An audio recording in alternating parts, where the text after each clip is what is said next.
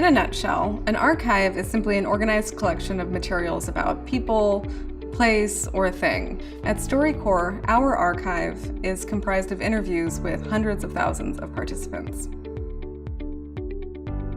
The most important thing when planning out your archive is to consider the goals of the archive itself. Take into consideration things like who your users will be, how they'll access the materials, and how many you expect to have at your program's maturity. Think about things like how many you expect to add throughout a year, and think about, most importantly, your budget. If you begin planning with these concepts in mind, you'll have less to revise later on. Creating an archive at your institution will require a new set of policies and procedures that you'll use to guide your decisions in crafting the archive. Make sure you write these down in a manual, which you'll be able to use later on as you add staff to your institution. Whatever you're collecting, you'll be aided in finding it later by using a simple file naming convention that removes any guesswork from what a file or interview name would be.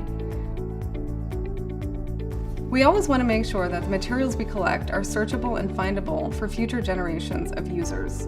We do this through the application of metadata. Metadata is data about data, and descriptive metadata is applied to our materials to provide multiple points of access. At StoryCorps, we created our own keyword taxonomy, but you should feel free to use an existing standard. To ensure that we collect the same metadata for each interview, our facilitators use the same set of paperwork at each interview. In addition to interview metadata, StoryCorps also collects metadata about our participants. Our practice is to make all participant metadata completely voluntary.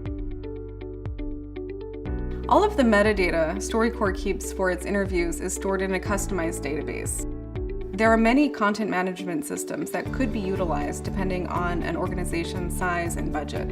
However, if you don't have a large budget, don't worry. All you really need is a spreadsheet with columns and fields that indicate each of your metadata fields.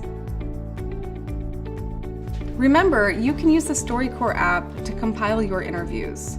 If you choose to do so, you can take advantage of several of the app's functionalities, including standardized metadata, tagging interviews with the community functionality, and more.